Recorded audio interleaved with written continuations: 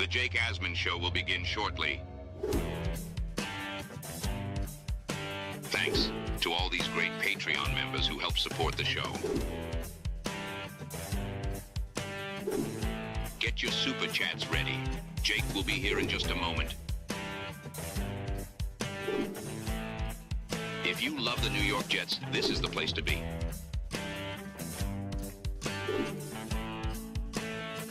And now, the Jake Asman Show. Will Aaron Glenn have success in year one? There's a surprising Jets trend that bodes well for him. Plus, an update on the Jets kicker and punter situation. It's going to be quite the battle this summer. It's the Jake Asman Show. Robby Sabo joins us. Let's hit it and get it started. Man, our Jets are primed to win another offseason, baby. We bleed Jets green each and every day. Will the playoff drought finally end? Kings of the offseason, baby. This is what we do. At least we have Garrett Wilson. We have Breece Hall. Please subscribe and hit the like button below. Super chat, baby. Cut the line. We have Sauce Gardner. We have Quinn Williams. Prepare to be underdogs. Now it's time to talk all things New York Jets. It's the Jake Asman Show. Here we go, here on a Wednesday. Welcome in, everybody. First things first, click the thumbs up button. That's the like button. And make sure if you haven't already, you go right over there and you hit the subscribe button. Joining us right now in his weekly spot on the show is the co-founder of JetsXFactor.com, Robby Sabo. Robby, happy Wednesday. And this is the first time you've jumped on the show since we are kind of in that lull until training camp gets underway for the Jets. It's July 22nd. How you feeling? Thanks for hopping on. Yeah, same old, same old. Hit the dead period. And dead period means a lot of dev work for me. Dave Briga, look at this. Dave called me an underachiever in the comments. He's upset you were late. An underachiever. Dave. Got to be on time. Dave, can you be my life coach? I mean, co-founding two sites, leading the world, the Jets category world in traffic. If that's underachieving, dude, you must be eating off a gold-plated dinner plate. Look, goodness gracious. People aren't happy that when I write in the Discord, hey, we're going live at 10:15, and you're not here. I get it. Yeah, I mean, let me run. Blame Robby, not me. I'm never late. Wink, wink. Hey, next time I'll be right on time so those Huggies don't get filled with brown stuff. Hit the like button if you just tuned in. Some news that I want to address right at the start of the show because it just happened. The Jets have made a transaction. They have released kicker Anders Carlson. Now, why did they do that? Well, because yesterday they signed a new kicker. The thicker kicker was signed to the roster. Harrison Mevis is the thicker kicker's actual name. Yeah. He just kicked for the Birmingham Stallions. He was 20 for 21 on field goals. He was formerly a UDFA with the Panthers. He's 6 foot, 242 pounds, and he was added now to the kicker room. He will compete with another former Missouri Tiger. That player is Caden Davis, who the Jets brought in after the draft as a UDFA. So as you see the tweet from ESPN's Rich Cimini on the screen, the kicking competition for right now is Mevis versus Davis, which means if these are the only two competing for the job, the Jets are going to go into this year potentially with a kicker who has never kicked in an NFL game before. Yeah, I mean, listen, it makes sense. I can't hate it because it's about ceiling. If you don't have that guy, I would take my chances on the young pups who may or may not wear Huggies because that ceiling is unknown. That's how you potentially find guys. You can't potentially find guys if you don't take shots. And you take shots early when you're not yet a contender or you're not yet have everything entrenched. So I'm completely cool with it. And if, Mr. Mevis is anything like Janikowski, he's bigger than Janikowski, right? He's got to be. In terms of weight. I don't know how big Janikowski was. Weight-wise, I would imagine he is, right? Yeah, it's got to be close. Janikowski, though, the lure of Janikowski, getting into bar fights, that lefty. I just hope, being in the media, he's just a tenth of what Janikowski was personality-wise. That would be a tremendous thing. Ladies and gentlemen, if you're watching live right now, make sure you are tuned in because we are going to be doing another live giveaway at the end of the show. A signed Anthony Beck jersey is a daily raffle prize. Jets current radio analyst, former first-round pick, part of the 2000 draft class, number 88, Anthony Beck, is going to be the daily raffle giveaway. I have it right here in my hand. I mail it to you today if you win the jersey. Shout out to Roster Dread. He's in the raffle for one by gifting a membership, and G-Man the Prophet Jets football in our raffle for 5. So gift the membership to be eligible. And as always, if you gift for the Beck jersey, you're automatically entered to win the Joe Namath football, Darrelle Revis football, Wayne Corbett jersey, host of the Underdog podcast with Robby Sabo. Yeah, baby. And the signed Kevin Mawai jersey, which I added to the prizes yesterday. Thanks to all the diehards tuning in for Jets content in June.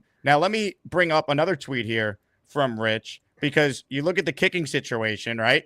Yeah. Now look at the punting situation. Austin McNamara and Kai Kroger. We are talking about the Jets potentially going into the year with not just a kicker who's never kicked in the NFL, but a punter that has never kicked in the NFL. This worries me because if the Jets are going to be better than we think, Robbie, special teams you would think would play a major role. It killed them at times last year. I'm a little concerned with just how inexperienced they might be at kicker and punter. Yeah, listen, it's a concern, and apologies in advance. The Asmaniacs are really distracting me today. I can't get enough of them. You're worse than Parkinson reading the chat right now. Oh, Parkinson does too? Oh, it's brutal. He can't help himself. It cracks me up. I love the Asmaniacs. Yeah, it's to come out, to gamble like this and come out clean on the other side, 100% would be, a miracle. So we hope it's not Joe Douglas when he took over, Vedvik and the rotation they had. But, going with the high ceiling approach on both kicker and punter, you got to hope. I think the goal, the nice goal would be to land one of them before season's end and then have your guy. Okay, this is the guy of the future. If you don't get either one, it's going to be a lot of trouble all season. It's going to be an issue. And it's going to add a lot of extra headaches, not only for Chris Banjo, but for Glenn and the entire team. Because, Jake, you're not one of the silly ones. You understand. Even though the NFL has done everything it can to take special teams out of the game, the kickoff, which is ridiculous, just get rid of it if you're not going to have any returns. It's stupid. It's still very, very important, especially in crunch time. So I can't listen. I'm not going to be, if it blows up in their face during the season, I'm not going to be one of those who points and says, hey, I told you, you should have went. I'm okay with this because they're unsure of who they are right now. They're unsure of what they're going to be. They're trying to figure it out. And there is no better time to try to find a high ceiling diamond in the rough guy at kicker and punter than right now during that moment. So, I'll live or die with it. We will see how it plays out. Obviously, if these guys struggle in training camp, they'll have no choice but to add someone new. That's the thing. Carlson hasn't really exactly torn it up so far this offseason. So I understand the move.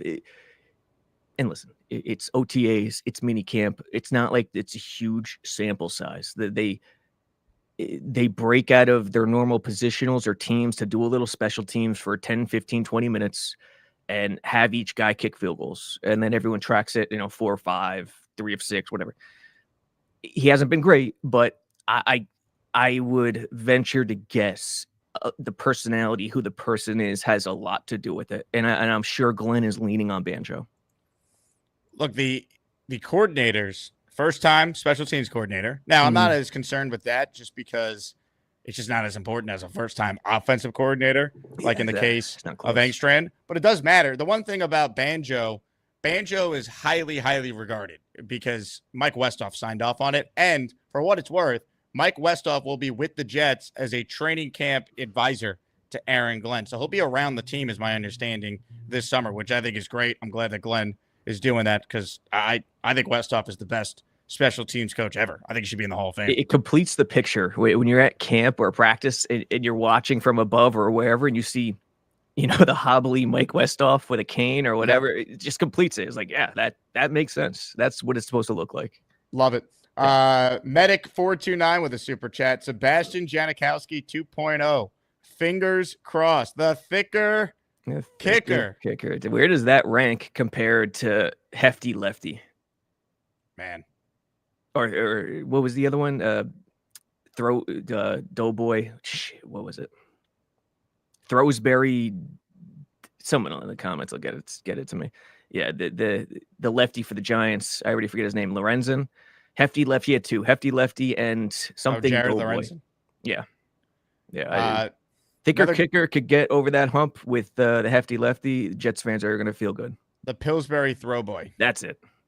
Shout out to Snowball, Jets Worldwide, There in you the go. chat, all over that. Comments, questions, super chats, they cut the line. All right, here's an interesting trend that I want to go through with you, right? Aaron Glenn enters year one as the head coach of the New York Jets. Now, if you go back since Bill Parcells took over and you look at how Jet head coaches fared in year one, the vast majority of them experienced success. So a little trend here is potentially on Aaron Glenn's side, with the caveat being under Robert Saleh and Adam Gase, this trend, unfortunately, did not hold true. But let's start with Parcells. He took over in 97. The record was 9-7, but I made this graphic using ChatGPT last night, and I made sure to include the team's previous record the year before, because Parcells took over the worst team in Jets history, took over a 1-15 team, then they go 9-7. Al Groh went 9-7. The team the previous year, this includes 9-8 doesn't make any sense actually, because 99 they were 9-7, so ChatGPT screwed this one up. But yeah, Groh didn't make the playoffs either. Yeah, Groh didn't make the playoffs at all. So there's you know what? Screw ChatGPT. I could just verbally just go through it. But the point is, I am thinking you're a genius. I'm like, man, I'm slaving over Photoshop and look at this graphic, and I'm not using GPT. What's it going? Yeah. Also, I requested the new Jet logo, and they didn't listen to me. So, but anyway, you get the idea here. For the most part, the info's right. The point is, Parcells, Groh, Herm, Mangini, Rex, and Bowles all had winning records in year one. All of them did better record-wise than the previous year. And then you get to, of course, Gase. I mean, he did win 7 games, which was a 3-win increase from Rex's final year. But it's insane when in retrospect, when you think about it. When you think about it, it was terrible. Saleh, I mean, he did improve the win total by 2, but, you know, his first year was Zach Wilson's rookie year, and you had first-time play caller, all that. So tough to really use that for a real sample size. The roster was so much worse than what Glenn's taking over for here. But, you know, you look at whether it be Herm or Mangini or Rex, they all made the playoffs. Bowles was the coach the last time this team had a winning record. So, you know, we have seen coaches come in recent franchise history for the Jets and experience success right away. Your thoughts on that? I was acutely aware of this trend when I was, you know, in my former life, you know, diehard Rabid fan, not writing, not covering the team, and living and dying with every play, especially, you know, 2009, 2010, those Rex teams in the playoffs. So, yeah, I was all over it. And it was something in my more superstitious days that I held on to. Yeah, Gase, the last 2, it broke the trend. But I think overall, it's still a big body of work, a great body of work in terms of it matches up with Glenn and the roster. And, you know, if someone here is going to tell me that this roster is in the bottom quarter of talent in the league, you know, I'd fight you to the death. It's just objectively not true. Look around the league. Look at those depth charts. It's not true, objectively speaking. Quarterback is a major question mark in terms of how it's going to produce. But I think how it's going to produce is going to be based on coaching. And with Glenn, when I look at him, I'm actually writing something for JetX today. I'm trying not to be impressed. That was the promise I told myself. Don't be impressed. Just wait. Yet it's hard not to be impressed about how he goes about his business, how he builds relationships, communicates, is confrontational in the right way, and is straightforward. And when I watch him at practice, he takes a 1,000-foot view as opposed to mixing it up. He's very anti-Glenn during practice. He's very composed and watchful, and has that watchful eye and watches very closely, but from a distance. And I think that's important. So all that stuff, the culture stuff, extremely impressed. How he handles the media, He doesn't have the Parcells personality yet, but I think some of that'll come. Is he a bit too confrontational in the media? Maybe, but I don't see anything wrong with it right now. It'll come down to strategy with Glenn, and he has his philosophies. We know this. How willing is he to let his OC and DC be versatile, or will he be stringent in terms of his philosophies? And beyond that, just more general strategy and game planning stuff. I think that's what it'll come down to this year, and for Aaron Glenn as a coach. Comments, questions, super chats, write it in if you have anything for Robby Sabo to address. You kind of set me up perfectly to play this clip. I talked about it yesterday on the show, and I know you haven't heard it yet, so I'm curious to get your initial reaction, your instant reaction to this. So Alan Hahn, talk show host on ESPN New York, does the afternoon show now from 3 to 7 on 880 ESPN New York.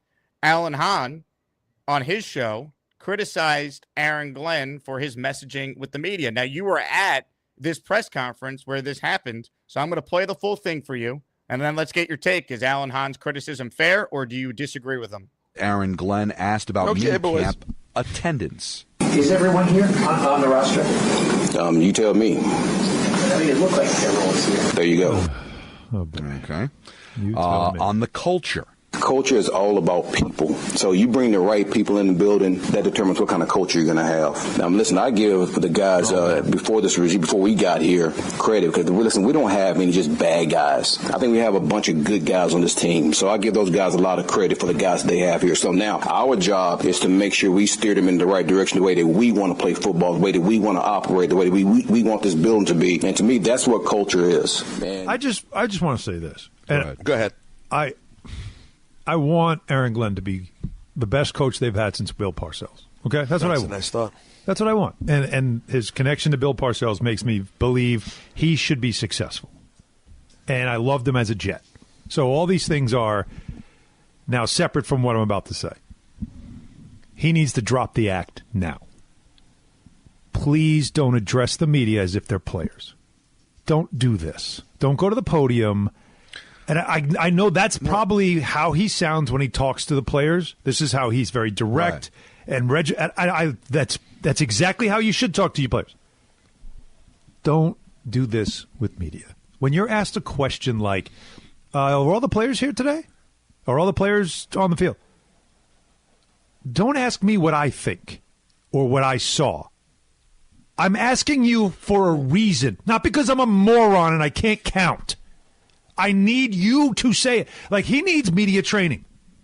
Aaron Glenn needs media training right now because this can go the wrong way fast. Wow. This is all fun in games. This is great in preseason. This is great in training camp. But when we get to the season and your team loses a game or two, this act gets tired fast.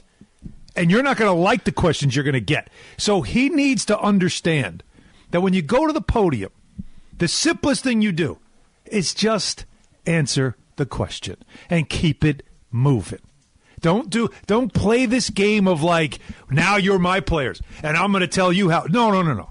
I'm asking you for a reason. I don't need you to start lecturing me and treating me like I'm one of your minions. I'm not. I'm a guy writing a story or covering your team with information that I need from you. And a lot of times it's your voice I need because I know who's here. But I need you to say it because it's more important when the head coach addresses it. So please stop talking that way at the podium. Thank you. Your thoughts? It's completely dead wrong. I mean, the media is not Aaron Glenn's friend. Neither is it his enemy. He's a coach. Is this an act? No, he's a coach, and this is how he speaks to a group of people. Doesn't matter if he's friendly, if he's direct. Where did that get Robert Saleh? Nowhere.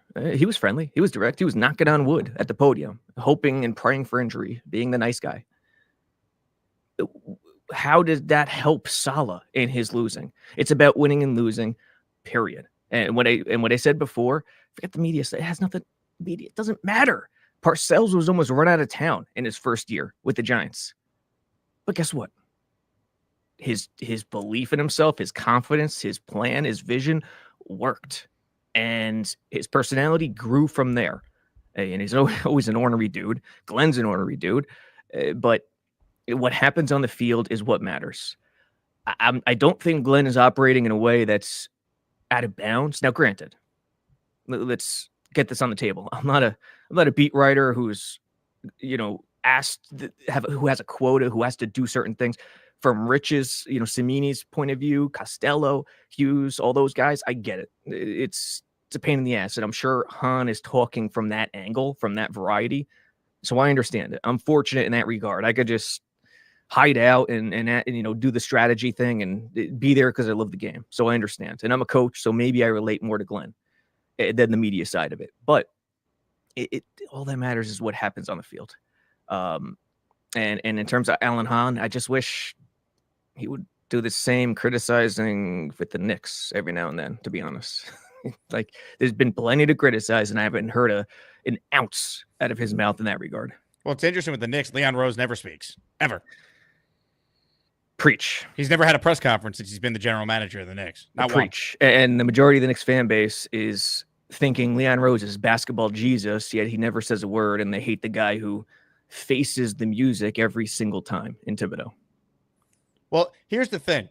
The drop the act part of his rant, I just disagree because I don't think it's an act. Like, that's Aaron Glenn to a T. And I think he's respectful with you guys. He'll push back on a question or two that he thinks might be silly. But when he does it with Rich, he knows Rich. He has that relationship with Rich. And Rich even wrote this week that it's not unfair to say that Glenn has won the offseason. So that's a guy that is. Did he write that? Yeah, he wrote that on ESPN. So, and that's a guy that's had, it's never been contentious, but has had kind of that give and take, that Parcellian give and take back and forth, where Salah was Mr. Nice Guy. It's completely different styles. And, I don't think he needs media training. He needs to win games. He could be authentically you. If he wasn't being authentic, I think it's fair criticism, but I think that's who he is. So I have no issue with it. The only thing with Allen's criticism that I do agree with to an extent is if they lose a lot of games and after every loss, he's getting into it with reporters, it's going to wear real thin. Like, fans are going to be like, you care more about the questions by beat reporters than you do your team losing. Like,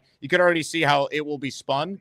So he's got to win. And when he does lose, it can't always be combative. But I think Glenn understands that. He's not going to do that after every loss with a reporter. Like, he's played in this market before. He's worked for the Jets as a scout prior. He understands. He's been around big media markets before. He's a big boy. He understands what he's signing up for when you're the Jet head coach. It's as if he has had media training.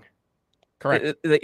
He's been not under Parcells, but Parcells was the guy who pushed him here. He was around Parcells. He took the long path here. He started the right way in scouting. He didn't, take any nepo shortcuts. It's as if he has media training. And what I would say is he not being his authentic self? I would dare you to try to find, 99. It is difficult to find people being their authentic self when speaking publicly. That's one. Let's be honest. That's just number one. That's human nature. And number two, make a deal, media and Glenn. If the media agrees to never try to ask got you questions, all right, then Glenn will open up and be his authentic self. That'll never happen. That's not the world. Let's live in reality, please. When you're a coach and you're speaking to the entire group, yes, a very important part is being authentic because players can see a phony a mile away. And I think the Jets have suffered in this regard. Do you feel phony when Glenn is speaking to the media? I don't. I don't. Is he going to be completely honest? No one's honest. No coach is honest when speaking to the media. So what bar are we grabbing here? I don't understand that bar, that magical fictional bar. And most importantly, we don't know what he says to the players. We don't know how authentic or inauthentic he is. And that's what matters most. Well, I think it's a good perspective for you on this because you're at all these things. And I also think, it's always tricky when you're just reacting to a soundbite or two. Like, if you actually listen to all of his interactions at the podium, they're not always like that at all. Like, it's very rare it's actually like that, There was I forget the young lady's name. Maybe you saw it, and I honestly forget the question now. But she asked it a couple weeks ago at minicamp, and Glenn was short. You could tell the temper was jumping out at him. He's like, "Oh, it's like the 100th time I've been asked that," and she quickly responded, "Oh, this is the first time I'm here." And I could not have seen a more apologetic guy the instant she said that. You know what I mean? Like, that was an authentic moment where it just jumped out at him and he was apologetic. He didn't even have to say anything. You could see it. He was apologetic and he was embracing. And he basically said with his actions, my fault. My fault. Go ahead. So be careful. He's a rookie coach in New York. And I don't know what bar we're trying to measure him with, but I think he's done a pretty damn good job so far. Phantom Green and White has gifted a channel membership. Phantom, you are in our raffle. We're doing one at the end of the show today. You have a chance to win a signed Anthony Beck jersey, a teammate of Aaron Glenn, part of the 2000 Jets draft class, and their current radio announcer with Bavo Shoes. And Citybird with a super chat. Who will have a better Jets career, Justin Fields or Ryan Fitzpatrick? I mean, Fitz broke records. Yeah, in 2015, it ended poorly the next year, but I mean, I don't know if Fields is going to have as good of a season as what Fitz did in 2015. Passing season, no chance. You know, the way we're going to look at Fields, it's interesting. The way we're going to look at Fields' career and seasons with the Jets is unlike anything we've ever seen in Jets history. Let's start there. You know, talking about bars and setting bars, that's number one. He is the opener. He's the first leg of the 4x4. Can't compare it to anyone. Michael Vick, nah, he didn't play enough. Tebow, no chance. So that dual threat nature where he's going to rack up maybe 1,000 yards rushing this season, I would not be stunned if that happens. It's going to be so unique and novel to this organization that I find it tough to try to compare it to anybody. Comments, questions, super chats. They cut the line. Michael with an AsManiac super chat. Han, what a joke. Media always asking for coaches to be genuine in themselves. That's AG. Han, deal with it. I don't think it's an act. That's the thing that Alan said, like, drop the act. I do agree with Michael. Like, Aaron Glenn, he's not faking it. Like, I think Salah maybe tried to play Mr. Nice Guy. He would try and curry favor with certain reporters. I mean, I love the guy, but he's texting with Joe Beningo, for crying out loud. You know, like, that was Salah in a nutshell. I think Glenn is very comfortable in his own skin. He is who he is. If he's authentic with the players, that's all that matters. As long as you don't have a phony head coach who the players could see right through, I don't really care much about anything else after that. I'm not saying it's not important. Of course it is. But to some degree, trying to get in Han's mind, what does he see from Glenn in terms of an act? You know, I'm thinking he's thinking it's tough guy, bravado, short and sweet. Try to intimidate, because he isn't an intimidating coach up at the podium when speaking to the media. There's no question compared to others. So I think what he's calling as an act, Glenn is thinking about it as his intent. He knows what he wants. And this is what I talked about before. He is very stringent and stubborn in his philosophies. He knows what he wants. He communicates it, and he even communicates it to the media. Every time he goes up to the podium, he has a lead. He has a minute or two where he rattles off things, and he informs the media on information he feels is important for the media. Not every coach does that.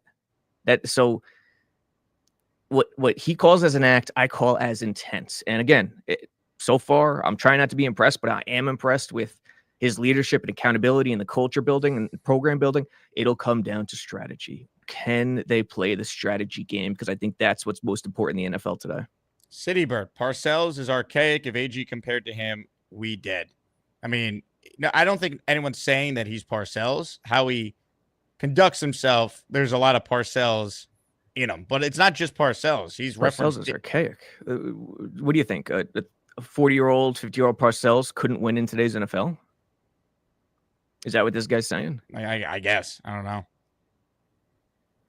Why? Listen, if you think Parcells is gonna, run the Jeff Hostetler offense from the early '90s and run the ball it doesn't work that way. He would also adapt. Like, I think he's probably Yes. talking about how Parcells would like demand excellence out of players and criticize them. Like, I think he would adapt. He would still have his principles, but I think he would adapt to the modern times. Great coach. For sure. For sure. We saw Coughlin do it, but Glenn does it.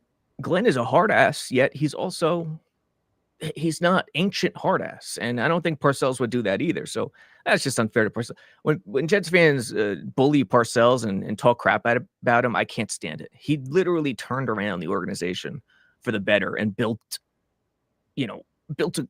such a great foundation for Herm and Mangini and even Rex to linger on.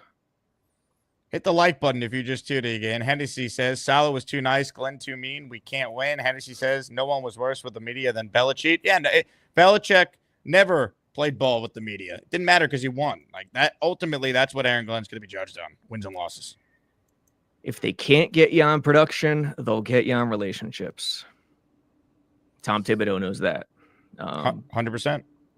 And I forgot, my apologies to whoever had that quote. It was a legendary coach. I don't know, legendary. Definitely a coach worth knowing. I forget who it was who had that quote, but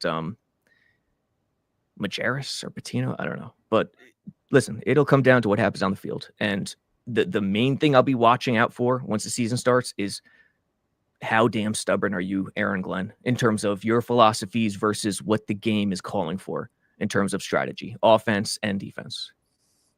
Reminder, for those who didn't see yesterday's show, as a thank you to all the diehard Jet fans, all the Asmaniacs tuning in to a daily Jet show in June, if you now call into the show and you have a call that is on topic to something related to what's being discussed on the show that day, could be Jets, could be other sports, could be Bobby Midnight, could be Gary's hatred of women, who knows? Gary hates women? Oh, yeah, he doesn't think they should vote. I swear to God. I don't know if I want to go down that path again right now, but that is a real thing. No, continue. But yes, anything related to what we're talking about, you're entered in the raffle for one, and that includes a daily raffle and our weekly raffles. And reminder for those just tuning in, end of the show, I will give away a signed and authenticated Anthony Beck Jets jersey. With that said, phone lines open. The Gustbuster hotline link is pinned. So let's get to some of your calls right now with Mr. Sabo. Tristan will start us off today. He's first up on the show. What's up, Tristan? What's up, guys? How y'all doing? How's the workout, Tristan? On the treadmill. Look at this. I'm trying, man. Keep going. Just got back from Greece. Ate too much bread. No weight gain, but no weight loss. 20 minutes a day. Get that heart rate going 20 minutes a day. You'll be good. Man, how you guys, I know that we talked a lot about Aaron Glenn's philosophy and how he's going to operate, but how open do you think he's going to be with his assistant coaches with allowing them to do what they need to do? I think that's what it'll come down to in a lot of ways. Remember, let's not pretend Glenn and Salah are very different coaches. There's no question about it. But a lot of the verbiage is similar. Culture, the right people, so on and on. They go about it differently, but I think Salah's greatest downfall, other than the accountability, he failed in both areas, was the strategy. They were very, very stubborn. The only guy who semi did well under him in terms of adapting and changing and evolving and taking what the opposition gave him was LaFleur. And other than that, they were so hard-headed. That's my only fear with Glenn right now.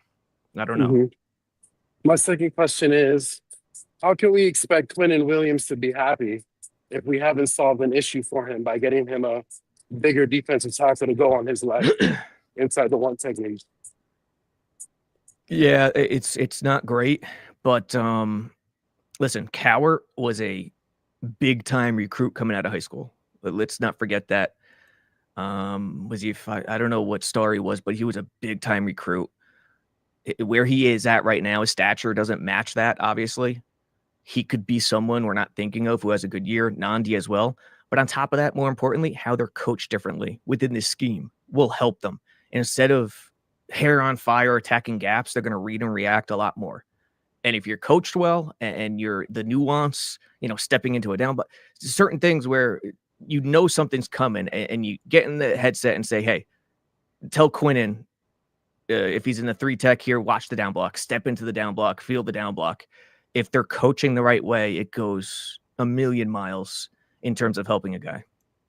Hit the like button if you haven't. Make sure you guys subscribe to the channel. Tristan, good call. We're entering you in the raffle for one. More calls. JT's next. What's up, JT? Yo, what's up, guys? How we doing today? What's up, JT? Not much. So I don't get this narrative that Glenn doesn't know how to handle the media. Are we supposed to just let the media treat us like a doormat like Salah did for the last 4 years? Like, is it me? No, I don't get it either. I think to be fair, it's only one talk show host who had that one opinion in a segment. This is not like a widespread thing.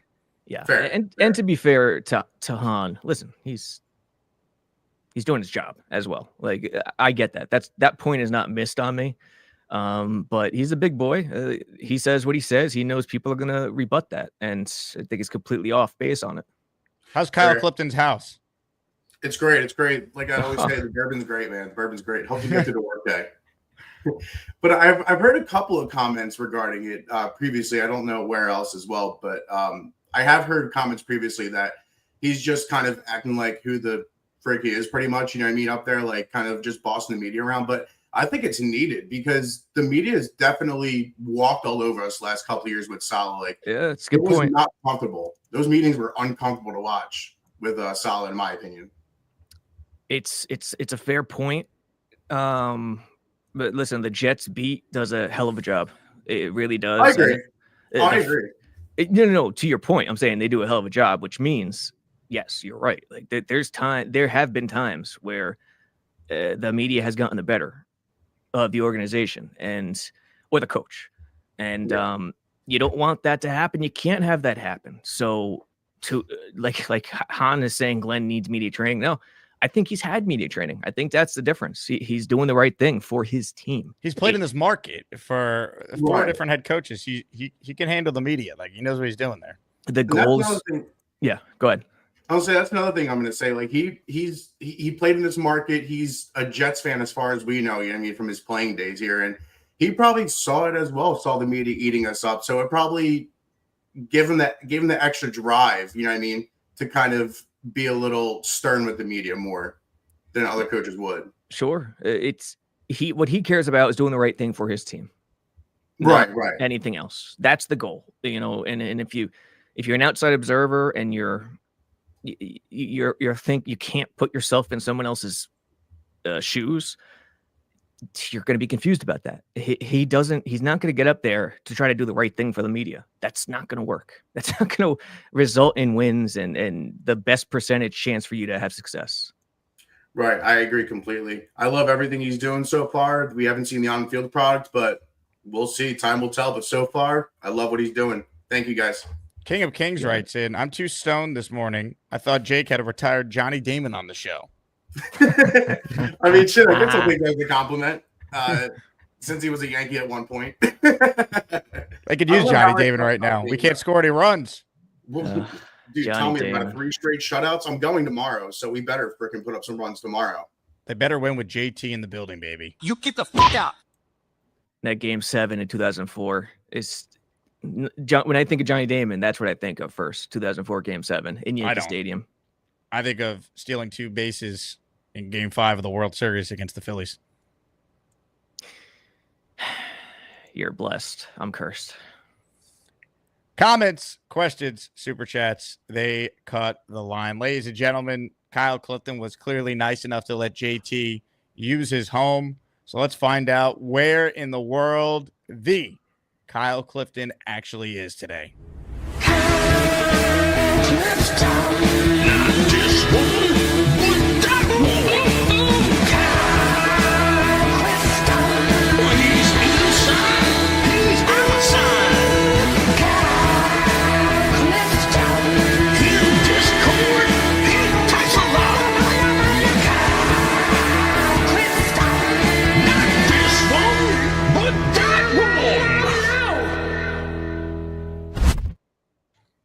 The actual living room. Wow. Now, do you have a living room and a family room, or is it just one living room? We have a family room that is so besieged by toys that walking in there is you taking your life into your hands. Did you say It besieged? needs to be cleaned desperately. Did you just say the word besieged? Yes, besieged. I don't know how to react to that. Our family room space is being wasted tragically. It's a bit of a sticking point with me, but thank you for bringing it up. Boiling that blood on a Wednesday.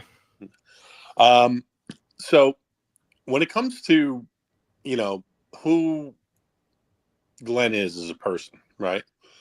We never heard anything bad about this guy before he crossed paths with Aaron Rodgers. And then we kind of got a he said, she said type thing, right? Mm-hmm. There were plenty of people who had bad opinions about Aaron Rodgers before that moment. Aaron Rodgers, we know his opinions that they catch him some fire. We know that he probably shouldn't have thrown Mike Williams under the bus for not keeping to the red line. He probably should have gotten in front of his Egypt trip for Salah. He probably should have handled his exit from Green Bay better. He didn't get along with management there. There were probably a couple of coaches and players he didn't get along with too well there. He was very hard to reach in Malibu for some reason, which didn't really pass the smell test. I think that's why I feel comfortable at this point trusting Aaron Glenn until I see otherwise. He was a player here, put all his effort into it, was excelled, has had a wide breadth of experience as a scout, as a general manager in a fledgling league, as a coach at different levels. There's a lot to like about Aaron Glenn's experience, right? He knows this organization. He knows personnel. He knows coaching, according to his peers and people who he's worked for that have had success in the league. So, at this point, like if he wants to take a bit of an adversarial tack with the media at times, I'm okay with it. It's okay to want to keep these guys at arm's length at some times. They don't serve any real purpose to him except to get the message he wants to get out to his players. That's their function for him. And once we realize that, and the fact that Salah kind of wanted to be everything to everyone, I think we'll feel like we're in a much better place. Yeah, agreed. And I understand your thinking on the Rodgers thing. Forget anyone who meets Rodgers. Everyone globally has an opinion on Rodgers because he elicits opinions the way he goes about business. But you don't even need Rodgers in the Glenn equation. And to me, those were just two personalities butting heads. But more importantly, I think to me, that was an opportunity in Glenn's mind to establish, let me use the right word, establish attitude, if that makes sense. Because maybe he was trying to portray that he was now the alpha in the organization rather than Rodgers. Yes. To me, there was listen, if anyone goes into it objectively saying, Glenn had the best of intentions and it just didn't work. Nonsense. We know we have enough information to know what happened. And to me, that was an opportunity for Glenn and he took it. And I understand it. And as opposed to being a negative, it's a positive in my mind because, when you're the top dog in the football hierarchy, you have to play mind games at times. You have to play the psychology game. So you're going to hear from me a million times. All that stuff has impressed me so far. I don't care if people like it or dislike it. It's going to come down to what I've been talking about, the actual game planning. He's got to win. Like, that's the bottom line. I have no issue with how he's handled the media. I have no issue with how they've gone about OTAs and minicamp. All of it, I think, is positive. But it comes down to winning football games. Like, people were super excited about Robert Saleh once upon a time. He didn't win enough. That was the bottom line. Correct. And the one thing you have to remember about Rodgers, for the last 20 years, everyone's told him he's God's gift. He's been a 4-time MVP, right? No one likes to be fired. We've all been fired. It's not ideal, right? And going across country to get fired, and when you might have different expectations and might want to stay, that's going to factor into his interaction with Glenn as well. Probably the best way to have handled that, and I don't know how that would have went, is to probably do it over teleconference, right? But then the writing would have been on the wall for Rodgers. He would have kind of known what was coming, right? Mm-hmm. I don't care how it went down, honestly. Like, everyone knows my opinion. I think Rodgers is going to have a good year. He could still sling it. He could still play. But I have no problem with the way it went down or how Glenn did things. I could see it was an opportunity he saw and he took, and it'll be up to him to make that count. Let's say it like that. Here's my feeling on Rodgers. A couple of things are true there, right? I think he can still throw it. I think he can still obviously do the mental part of the game. I think the mobility is decreased. It's rough. It's way down. And I think that he's probably an improvement for the Steelers. The other thing that is kind of like an X factor is, how much does he really want to do this anymore? Is he really just addicted to the fame and being with the guys, or is he willing to make the sacrifices that it takes to win? I guess we're going to find out in Pittsburgh. I appreciate your time, guys. One quick thing, Kyle, before you go. What tells me it was an opportunity Glenn took and grasped is also this.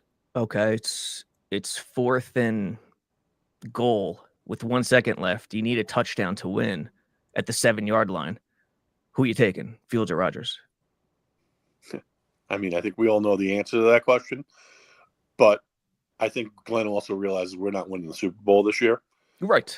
And in that circumstance, then you take Fields because of what Fields could be, or because Fields is the best stopgap to get you to where you need to be with the next guy.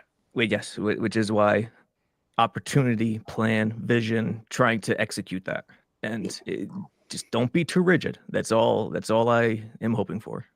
And my last point is, Robbie, you obviously had a tough morning. Your hair, which is legendary, is less than spectacular right now.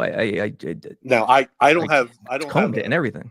I don't have any hair, so I'm a little bit jealous. But I know that you had some trouble getting to the mic this morning, and it kind of showed. But you had the kind of disheveled do going on. But that's just I'm gonna need a boost after that one. I'll talk to you soon. Bye. Kyle Cliff to check it in. Earning a raffle ticket. That's right. Somebody Thank boost you to the me audience. Up, please. If you insult Robbie, you get a raffle. I'm just kidding. If you call in, you have a quality call, you get a raffle ticket. We're doing a signed Anthony Beck jersey at the end here. Plus, if you gift or a super chat for that, you're entered for the Joe Namath full-size football, Darrelle Revis football, and Wayne Corbett signed jersey. And oh, wait, I added another Jet Hall of Fame signed jersey to the raffle. Signed Kevin Mawai. Oh, man. He was pulling center on pitches and screens. Unbelievable. Comments, questions, super chat. Spencer Green cuts the line with this. Need help? Falcons, Browns, Cowboys, Steelers, or divisional games plus Panthers. What ticket package should I get? Okay, let's break this down here. I like this question. Falcons, Browns, Cowboys, Steelers, or you get the divisional games plus the Panthers. What ticket package should he get? Now, I think the best way to do this is to actually pull up the schedule and check the dates on everything. Because if I was a season ticket holder, which I'm not, I would want a schedule that features some warm weather games and games early in the year before the Jets are eliminated by Thanksgiving or even earlier. That's my fear. It's a good. Could even be by Columbus Day, as we've seen. You are an expert on this question. Yes. So I'm looking at the schedule here. He's got Falcons. Could you put this in a worse order here, Spencer? I mean, geez. Steelers. Okay, so you get the opener. Cowboys, that is October 5th. So we got a September home game. We got the opener. So opener, and then Cowboys is early October. Weather should still be nice. Browns is right after the bye. It's November 9th. Not bad. That's a winnable game. And Falcons, November 30th. Not bad, winnable game. They could be done by then. Maybe they're still alive. Maybe. So I don't hate that package. I think you actually have 4 winnable games there. Divisional game-wise, so you would obviously get Buffalo. Then you would get, wow, their next division, is that right? They would get Buffalo at home, and then their next home division game wouldn't be until Miami in December. And then, wow, Yeah. hold on. When do they play other division games then? Then they have Miami December 7th. They have New England. Oh, yeah, I think this is pretty easy. And then you're getting Carolina. Spencer, I think you got to take the first package if the prices are even here. Better weather, more winnable games. I mean, you get one September home division game, and then you don't get a division home game until December 7th. I'm good. Yeah, you got to take the where the organization is right now. You got to take the safer, higher floor package. Now he does get Carolina, which is the AsManiac group buy. But Spencer, why don't you do the first one and then just get Carolina with us at a discounted rate because we still got some group tickets left. We'll get you hooked up for that. That's the move. You take the first package and then you do the Panther game with us anyway. Yeah, agreed. Briga, am I coming to Tampa? Is that what he said? Yes. I thought it was Carolina, he said. Well, Carolina is the home group buy game, but the AsManiac road trip game is Tampa Bay. I'll be there. You coming? Oh, yeah. Can I add you down as our special guest at Gaspar's Patio Bar and Grill from 5 to whenever they close on Saturday? Saturday? Yeah, do it. Ladies and gentlemen, Robby Sabo officially coming to our AsManiac. I'm going. Hey, if you need a hotel room, though, by the way, I do have discounted hotel rooms available for you. Okay. No We'll save bunk you some beds. money. No bunk beds, right? No bunk beds. You have your own room. All right, let's do it. All right. More of your calls coming up here. First, Shake and Bake with a super chat. Robbie and Jake, any thoughts on the report that Josh Reynolds is wide receiver 2?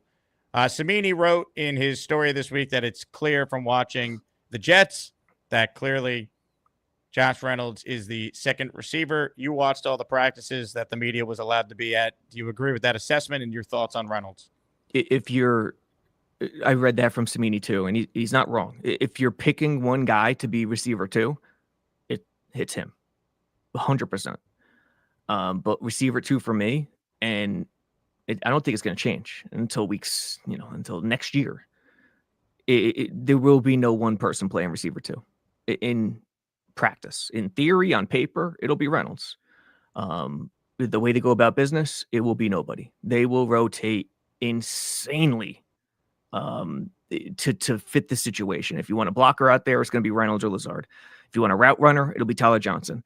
If you want a do-it-all type, it'll be Corley or Gibson. And if you want a speedster, it'll be Arian Smith. And that's how they're going to go about it. You could see each guy brings a unique skill to the table. And I think that's the way it's going to go. This guy brings a unique skill to the table. It's time for another V-Man call. Hopefully he no sleeping. Adios mio. What's up, Jake? What's up, Robbie? Hey, man. Hey, man. Well, we gotta piggyback on some of the other callers that, the way Aaron Glenn's handling the media, I got no problem with it. I think he's doing it. I agree. We've been getting pushed around by the media. I think Robert Saleh probably was trying to be too cozy up with the media, too buddy, and I don't think that worked out very well. Yeah, but I like the opposite approach. Obviously, of course, if the season doesn't start off on a good foot and you keep on doing that, it's gonna rub people the wrong way. But right now, we're in off season. It's perfectly fine for him to approach the media that way. I got no problem with it. That's the way he wants to handle the media. It's different. And I think different is something that the Jets need. Hey, V-Man, if you were an NFL head coach, can we practice how you would handle the press conference setting? No. What do you mean no? I honestly, I'm not good with. I am not a speaker. I am not a pup. I'm not the speaking type. Be your authentic self, V-Man. V-Man, you ready? Question number 1, Coach V-Man. What is your team building philosophy? It's like, seriously, I am a professional. Why are you doing this? I think you need media training. Dude, everyone's watching, V-Man. I know, but like I care. This is why my group doesn't pick me to speak at the UN. They pick other people. We're like what's his name in Caddyshack said, we're waiting. All right, V-Man, question number 2. You're obviously taking over a terrible football team. How do you plan on getting the players that were on that team last year to buy in?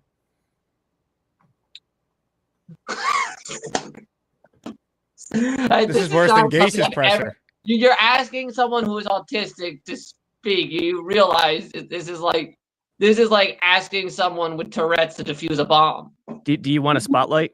I could shine light on you too if you want. No, I'm just telling you. It's like someone who is not good at speaking. It's like you're asking somebody. It's like no. It's like asking someone with Parkinson's to defuse a bomb. Not don't bring Jake's other guest into this. Yeah, what did Will Parkinson do to you? Stop. No, I mean Parkinson's disease. You're like the disease Michael J. Oh, I got you. You get it because they're they can't control their hands. Yes. Yeah, yeah. Like that's what I'm saying. Hey, you'll never be a good public speaker with that attitude, mister. Well, I'm not trying to be a public speaker. Like there are other people in the group. There are other people I know for. All right, V-Man, here's what you should do then, all right? Say we're the New York Jets and we're built for this shit. We're the New York Jets and we're built for this shit. Yeah, man. That's the end of that V-Man call. Now he can go back to sleeping. All right, man. We have some work to get done with V-Man there, but it's coming along. You put him on the spot, huh? Was that the first time you put him on the spot like that? I think I like to put V-Man on the spot every call. I didn't think he would melt down that quickly in that scenario, though. Happened quickly. It did. V-Man, you're in the raffle for 1. Well done. Let's see if we could try and get back on track here. But first, a super chat. Uno Jets. AG knows that there's only one way to stop all this drama with our Jets. Wins, wins, wins. Amen. Winning is the only way. It changes. Uno, you're in the raffle for 2. We're the freaking New York Jets, so we're built for this shit. Ladies and gentlemen, let's head live to Israel, where Jason in Jerusalem is standing by. Hello, Jason. Hey, well, if Clifton's inside, I'll be outside. All right. How is everything there? What can you update us on things? It's extremely quiet in Jerusalem and very hot. Okay. Well, we're thinking about you. Hopefully you stay safe. Thanks. And it'll be nice if the Yankees and Mets at least provided us with some damn entertainment to help us pass the time. Yeah. Yankees can't score, so that's a bit of a problem. Yeah, and Mets are 4-game losing streak, so that also sucks. Yanks lost last night again. Yeah, they didn't score. They lost 3-0. Holy jeez. Yeah. Boston lose last night, or are they still undefeated since stealing Devers? They lost. Okay. Anyway, first of all, nice to see that they signed a USFL kicker so that they're really following in the Lions' footsteps like they did with Bates. Yeah, good point. In terms of media training, first of all, when I think back to it, Itzik, I think, was really the worst, if you ever heard him when he gave an interview. John Itzik, when he was GM. Yeah. You talk about coaches, but some of the GMs we had were horrible. But the media controlled a lot of the decision makings between coaches and GMs over time. McCagnon was awful at it. Salah was awful at it. And to have somebody like Glenn who says, you know what, I'm not playing your crap, and I'll give the answers whether it helps your job or not, and I'm running the team my way. I like it. And I hope he even gets to be with Parcells where he gets to criticize the players through the media, talking about Terry Glenn as she. Hopefully he can reach that level of media control. I don't think we're in the landscape where that'll fly, to be honest. I know someone who's on board with that watches the show regularly, though. Mr. Six Fingers? No, Mr. Gary 3D Boxing. No, but you know what? It's about time as much. Oh, he's got the Nets jersey on, so I got to show him some love there. Yeah, I remember going out to East Rutherford to watch the games there in the swamp. Yeah. Shout out to Drazen. God bless you, man. Missed you. God bless you, Jason. Stay safe, all right? Thanks, man. Jason in Jerusalem. Yeah, dude. On a serious note, not to go down this route, but like watching a video where suddenly the alarm sounds in Israel, it's crazy, man. It is really crazy. There's always a Jets tie to everything, but this is truly historic. Did you see the video going around last night of a bunch of Israelis like singing, and one of the people in the video is like this little girl, and she's wearing a Zach Wilson jersey? Get at it! No, I swear to God, I tweeted it. I couldn't believe. I'm like, you got to be kidding. This is recent. This is last night. I saw this. Dude, we got to get that up on the site. Okay, yeah, that's good. I have a little screenshot of it here. I was like, you got to be kidding me. There's always a Jets tie to everything. Yeah, there is. There is. Let me. Yeah, here's one of them. And there was a second Zach Wilson Jets-related Israeli-Iran conflict thing happening. Is that cello? What is that? I don't know. Let me find this. Looks too big to be a cello. Someone help me out. Here, look at this. This is a crazy one. Johnny the punter. His tweet, my brother repping Zach Wilson in the bomb shelters, hoping that the jersey will cause the missiles to miss their target. That's an all-timer. Which is an all-time tweet. It is. It's an all-timer, dude. Connor, if you're watching, that's got to be priority for us. Connor should cover the Alan Hahn stuff. I'm the only show that's covered that. Yeah, I'm gonna dig into some editorial once we're done here. Here's the tweet. My brother repping Zach Wilson in the bomb shelters, hoping that the jersey will cause the missiles to miss their target. So first off, Johnny the punter, you're thinking about your bro. Hopefully he stays safe. But this is an all-time tweet. Like you can't make this up. The Hackenberg jerseys must have been sold out. Where are the Jet Tebow jerseys at? Oh, jeez. Bryce Petty, Greg McElroy. Yep. God. Mm-hmm. We have two Zach Wilson jerseys in the midst of a war zone. If you can't fight them away, scare them away. Yeah. Unreal. All right, let's do one more call with Robby, and then we will say farewell to Sabo. I'll stay on for the rest. Robby, are you ready for your first nudist colony call? First. Charleston Jetsrube joins us. Hello, Charleston. Hey, what's going on, guys? Hey, Robby, thanks for coming on, man. Always like when you come on the show. I think you do a good job, so I appreciate that. You got it. Now, you're shirtless, huh? Yeah, I'm in Charleston. It's been in the 90s here lately, man. It's just the way it is. And the funny thing is, I've been getting a lot of 4.5ers hitting me up, wondering when Jake's gonna stream shirtless. I don't even know what that means. 4.5ers. What is that? 4.5%ers, the 4% female demographic that tunes into the show. Oh, gotcha. Yeah, those are gems right there. You know, I've got a very yeah. Go ahead. Well, I've just got a real important question for you. You've got that beautiful head of hair. I do. Would you say you or Bobby Midnight is superior in that department? I mean, listen, you can't stop Bobby Midnight. You can only hope to contain him, even though I haven't seen him in 6 months. Where's he been? Has he called into the show? I think he's called in. He's called in during the month of June, I think twice so far. He only called in 7 total times in May. But he's live for 4 hours on his channel last night. I'm Bobby Midnight. Look at me. He's turning it into the I'm Truman even Show. rocking. I just realized I'm wearing a Bobby Midnight shirt. The man still doesn't call. Really? Pathetic. Send them to Israel, dude. Send those shirts to Israel. You're a great supporter of the AsManiacs, Jake. It's true. I really am. No, I don't get this. Salah won what? 4 games, 7 games, 7 games, and then 2 and 3. And we finally got somebody in here that's doing something completely different. And then this guy, I'm not going to lump them all in because it's only been him that I've heard of. He's got to whine because he's not answering the questions that he wants the way he wants them to answer them. You know what? What did they say? Doing the same thing over and over and expecting a different result is the definition of insanity. I mean, this is perfect. Come on, Glenn. Kick their ass, whatever. He's not here to be their friend. I just don't get it. I don't get it. But anyways, thank you.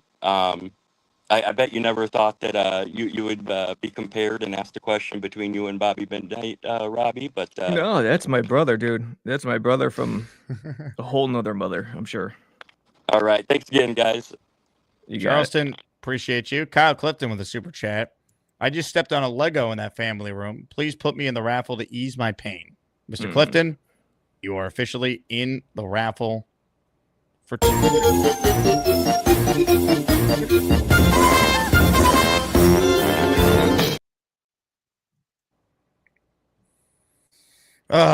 Robby, great conversation as always. Appreciate you hopping on. That's it. We're done. That's It's it. all over. I mean, you can stay on longer if you want. I got more calls, but I don't want to take too much of your time. Let's get the day moving along here, Jake. All right, Robby. We'll catch you. We'll catch you next week. I'll talk to you soon, ladies and gentlemen. JetsXFactor.com. They're still covering the Jets every single day. Make sure you guys check it out. Promo code Asman. Be a JetX member. It's great. You get bonus content, ad-free stuff, support Robby. If you guys complain about the Jets beat, but you like Robby, well, a great way to support what they do is by checking out the work every day. Great point here from Boomtown. Jake, we do need to start a prediction if Charleston is calling in clothed or nude. I agree. With Clifton, we decide if he's inside or outside. And with Charleston, Jets Rube, we decide is he naked or clothed. What a scenario. Ladies and gentlemen, I'm going to throw out a question to the audience. Is this man naked or clothed? If you think he's naked, you better pray, because good Lord, that could be ugly. You know what time it is? A beast breaker, 666. I'm gonna take my fist and shove it up your ass, and then he gotta go. You got the right one, baby. You know what time it is. You definitely know what time it is. Now, Jake, what year did this come out? I'm gonna question you. What year did this come out? 1983. Wow, what a hit! What a hit! You sank my battleship. Excellent! Yeah! I totally put in the J's, dude. Good thinking, Ted. You must play me again. What? Best 2 out of 3. You know where that movie came from? That was Bill and Ted's Bogus Journey, 1991. Now let's get down to some facts. Carlson, great. Well, kid, you had fun, but as they all say in the real world, happy trails to you until we meet again. Hey, Beast, what's up with the sunglasses? I'm doing a little Ray Charles. I was watching a little Ray Charles today. You remember the great? You remember the great Ray Charles? Yeah, you know. Of course. Got the right one, baby. Sing us a little Ray Charles. Hey, you got the right one, baby. You know when it's right. You know when you feel it, baby. You hold it, you hear it. It's right. You got the right one, baby. Yeah, you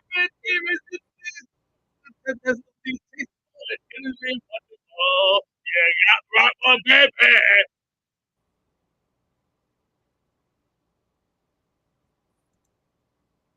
Yeah, you know that's right. Oh, yeah. Oh, yeah.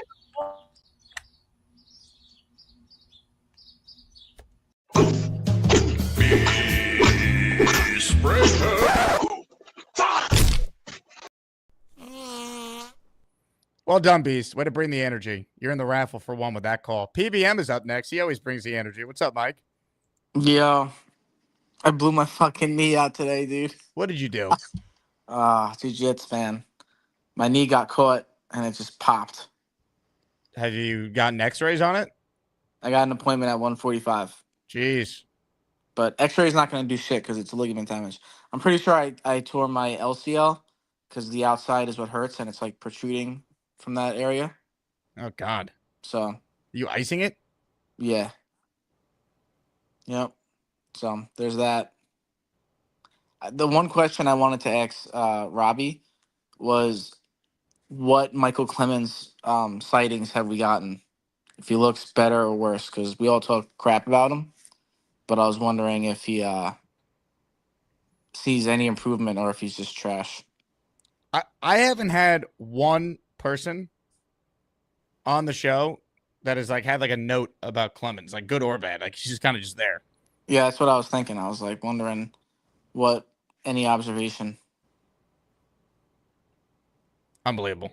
I don't know. I mean, right now he's probably the starting defensive end though until Jermaine's ready. Yeah. So how did you screw up your knee here? You were practicing jiu-jitsu and you just landed on it funny? So we were rolling.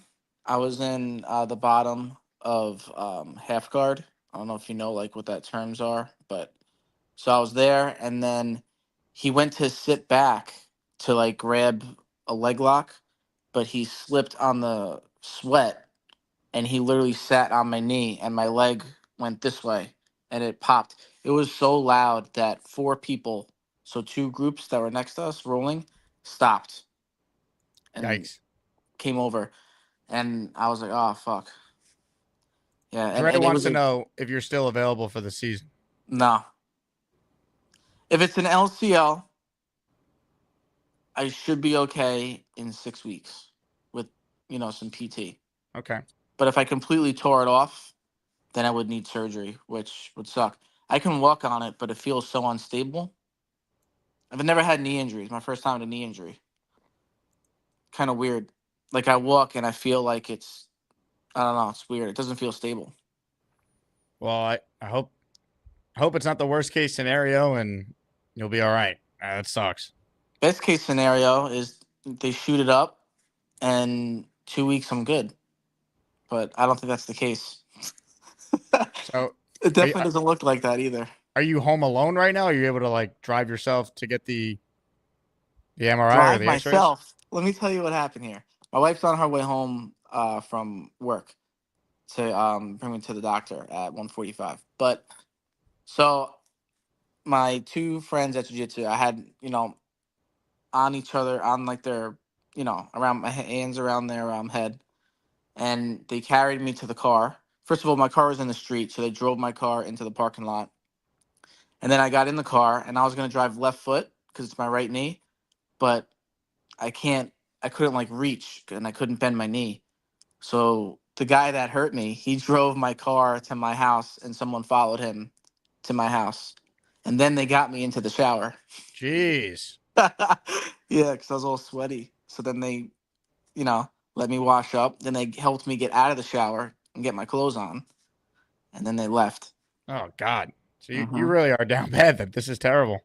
Yeah, no, my knee's fucked up. Yeah, like the side of it, it's protruding a little bit. You can kind of see. Yeah, I can show you. Hold on.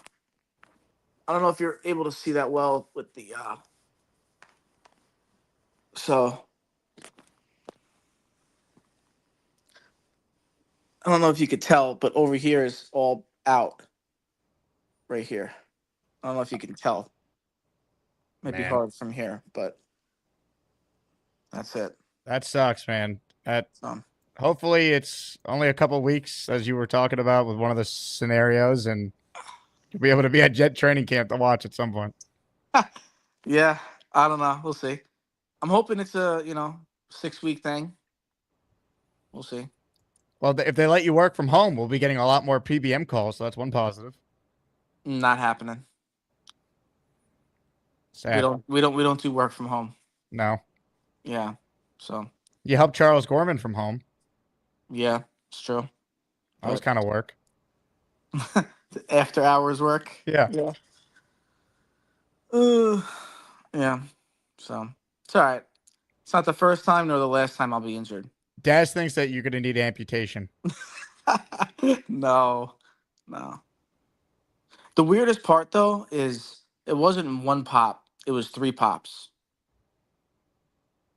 It was like in a row, like yeah. Boom, boom, boom, boom, boom.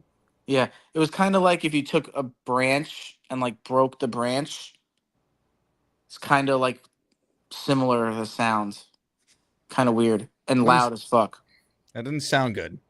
No. Doesn't sound good. Phantom green and white, purple knee mic. Are you going to go buy a purple knee mic now? You know what? While I'm injured, that's going to be it. Purple knee mic. Yes. I like that. PNM, effective immediately. PKM. Oh, that's right. What did I say? N. PKM. PKM, effective immediately. Well, we need an update by my second show later. So hopefully Yeah, we I get mean, it. hopefully I'll be back and doing a 4 o'clock show. I got a 1:45 appointment. I'll probably wait a half hour because it's never on time. 15 minutes away, maybe an hour there. Yeah, I'll give you, at worst, but unless I'm doing my MRI today, I'll have no idea. But the insurance is Ask such him a to let you scam. Yeah, I don't know. Ask him to let you live stream the MRI. We'll bring you on immediately. This is such a scam because I already know how this shit works. They're gonna have me X-ray, and I'm gonna have the radiation from the X-ray for no fucking reason because I know there's no damage to my bones, so you can't see anything. Then they're gonna say, "Oh, okay, now you need an MRI," and it's just to get paid. Just go right to the MRI would make more sense, but it's a scam. And you're gonna, I know for a fact I'm gonna have to X-ray first, and I don't even know if I'll get the MRI today. It might be like tomorrow or the next day or something. I don't even know. It's a scam though. Hey, the good news is Australian Jet fan says now you can tell your future kids why you didn't make the league. Yeah, right. I have a long list of injuries. This is nowhere near the worst I've ever had. It's only a setback for a major comeback. Can't wait. Yep. Ladies and gentlemen, Purple Knee Mike. Good luck, Mike. God, that sucks. Hopefully he's okay and we'll have his triumphant return. More of your calls. Elijah Moore is on the line. Hello, Elijah. Oh, what's going on, Jake? How's it going, man? It's been a while since I've been in here. You know, I come in here often, not often, but weird times of the year like now. But I just wanted to. Oh, I saw that you got a little thing going on at Gasper's in Tampa, huh? We do. Do you live in Tampa? Yeah. I'm a Florida Jet, man, and I just want to let you know, like the atmosphere. I know it's not week one, but week one, the last couple of years, A-Rod's first game, everything, that place is electric. It feels like a mini MetLife. I can't even lie. Like, it's crazy that you're going. How did you even get that in the works? Did you speak to Frank or Pete or somebody? Yeah, so I connected with the Tampa Jets crew, and we were collaborating on all these events for all the Jet fans that are making the trip because Florida. I mean, you're a perfect example of this. Florida is my third most listened to state. So when we saw the Jets at a game in Tampa and the date lined up perfectly to do it early in the year when the team is still alive and the game matters, it was the target date for us. That's sick. I'll definitely see you there. I got a little Zach Wilson rookie card or something for you. But now I don't know about you, but since you're already in Florida, you're gonna, because I know Miami's next week prime time. Like, it's gonna be a little bender for us Florida cats. But are you gonna be out there too? I think I'm just doing Tampa with the work schedule. It's gonna be tough to do both. Yeah, I got you. No, that's sick though. I seen that pop up because I watch here and often. I'm glad I've seen V-Man. I haven't seen V-Man in here in a while. I know he's a great guy, but where you been, man? You got to start calling more. I'm gonna get you in the raffle now. They see the incentive is working. Yeah. We haven't heard from Elijah Like I Moore said, since he was bro, on the Jets. I know, bro. I just come into like weird little times, bro. I'm playing MLB right now. I don't know if you remember that. Every time I'm usually just on the game waiting to get in here, but I talk ball, I know some stuff. So how you feeling about the Jets? I'm feeling with Aaron Glenn in now. I like it. He's got the blueprint. He's got the Detroit blueprint that brought him back. Like, I feel like he's what we need. Him in Fields. Like, it's low key more exciting than the 1 little year or 2 years with A-Rod. Honestly, like how I'm feeling. More exciting? Well, how? The Jets were Super Bowl contenders the last 2 years. I know. It's weird to say, but like, just Fields. I wanted Fields before we took Zach Wilson. Like, I don't need. Fields is always meant to be he was meant to be a Jet. So now he's here. We got a new coach, a coach that I believe in. Like, it's exciting times, Yeah, look, I am cautiously optimistic with Glenn, but there's a lot of unknown, especially with Fields. Like, he's on his third team in 3 years for a reason. Yeah, I feel like he's gonna have like a Darnold year though, like how Sam was last year with the Vikings. That's best case scenario. I mean, that team won 14 games with Sam. Well, yeah, I don't think we're gonna win 14, maybe 10 to start, but it's a possibility. But how you feeling about the Knicks, like Tibbs situation and everything? I hate it. I didn't want them to fire Thibodeau. I think it's a mistake. We'll see who they hire, and ultimately that coach better get them to the NBA Finals next year. I think it's going to be Rick Brunson at this point because we're running out of options. Unless it's either Malone or Rick Brunson at this point. They're just starting interviews. They see, like the Knicks could take their time. There's no other team with a vacancy, so I don't have a problem with them having like a long process because you're not trying to hire someone before another team. Of the names out there, if they're not going to be able to get something done with Jason Kidd, Taylor Jenkins intrigues me. I thought he did a pretty good job with Memphis. That's Houston. Memphis. Yeah, you're right. I like the guy from Houston. I heard he's from Brooklyn and stuff. So, but Ime they don't. Udoka. Yeah, Houston's not going to Udoka. let him go though. Yeah, I know they already declined the interview and everything. We probably should have waited because the final season's still like going on and stuff. We probably should have waited for a few of those things, but it doesn't hurt to ask again in a couple weeks. Yeah. Whoever loses the finals request Rick And then what Carlisle about the Mark Dagnall. Yeah, no, those teams are set.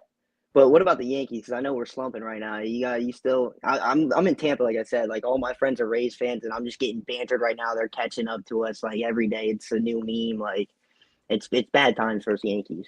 Yeah, it's baseball though, right? I mean, it's disappointing I know. That's how what I fall back on. It's baseball. they'll hit. I mean, it's bad right now. Judge is naturally in a bit of a slump for his standards, which was going to happen at some point. He was going to hit 400 all year, but they gotta score some runs. I mean, the last 3 nights, it's unacceptable. I still think they're the best team in that division, and they'll need to probably add a reliever or two at the deadline, maybe another right-handed bat. But a starter. I think we need a starter. Maybe after Clark Schmidt, Carlos Rendon's having a hell of a year. I'll give him that. Like he's Fried's the Cy Young right now. Fried's the Cy Young. Like we need that fourth dude. Like who is it? We're using bullpen guys. Like that's hard. I mean, most teams don't have 2 great starters. Yankees have a decent rotation. They got to stay healthy. That's the big thing. But they're a good team. I mean, it's only June. Hopefully they win tonight, get back on track. No, they definitely need to get back on track. Because the Rays, we had like a 9-game lead a week ago. Now it's a 2-game lead of the Rays, and the Rays. I watch them all the time. Like just right here in Tampa, going to Steinbrenner's $5 tickets. Go watch them. They're a good little club. They always are a little sneaky. Every year they just get in there at the end of the year. But it's gonna be brutal for them this summer though, when they're playing at that stadium and in that Tampa Heat. Yeah, I know. That's why I was surprised. I didn't think they'd be doing. Even now, it's been summer for like over here. It's been like 90+ degrees for the last month and a half, and they're straight though. They're used to the indoors, but they got to figure it out. Especially that little junior dude. He's raking out there. Elijah Moore, great call. Call back, all right? Yeah, I'll see you in Tampa, Jake. Appreciate it, man. I can't lie. You made my day with that because I got me and my buddies. We always go to Gasper's and like that's a little spot on Sunday. I seen Are you going to the game on Sunday? Yes, because I seen on Saturday. All right, yeah, I'll have to run into you. I'll run into you. Did you join talk to Elijah Moore? Join my Patreon. All the info is there. All right, let's get you on the Discord. Bet. You speak to Ian about that? You know Ian Jet Central. Does he live in Tampa too? Yeah. I've ran into Ian out here a few times. I gotta let him know about that because he's going to guy. I've seen him out there before. You know what? I will reach out to him because I've had him on the show before. That's a good idea. Good job, Elijah Moore. Way to enhance your call. Ladies and gentlemen, Elijah Moore. Yeah, I forgot Eat Jet Central is based in Tampa. I'll definitely reach out to him. Would love to get him to join us. For those coming to Tampa or who live in Tampa like Elijah Moore, party night before, Gas Bars, Patio Bar and Grill. That's the Jet Fan Bar, as you heard Elijah Moore talk about. That's where all the Jet fans in Tampa go and watch the games. And then we got a tailgate the morning of. You can just take out your phone and scan the QR code now if you want to lock in your ticket. Kids under the age of 10 can go for free, I was told. So we got that coming up. But it is going to be a great weekend. If you need a hotel room, let me know. We have a discounted hotel room link for people. We have group tickets available at a discounted rate as well. So it is going to be a great weekend. And worst case, the Jets are only 0-2 at that point, which is why I'm glad it's week 3, even though it's going to be hot as you know what that weekend probably.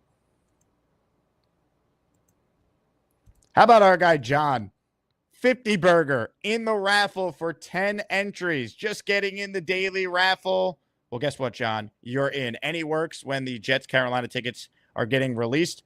We will have that for you probably within a couple weeks, John. We're on a payment plan with the Jets right now, and the reason for that was by paying some of the money already, we were able to buy more time for some people that reached out privately that want to go but just couldn't confirm yet. But if you bought a ticket, which obviously you did if you're sending in the super chat, you're locked in, and you're one of the first 75, so you will have a field pass to join us after the game if you want to do that with us. So you're all set. Just stay tuned for info on the tailgate. And then the email that you use to sign up to buy the tickets on that website, that's the email that we will be sending you the tickets to, transfer the tickets to. So you'll be all set. But we got you down, and I got you down in our raffle for 10. We're the freaking New York Jets, so we're built for this shit.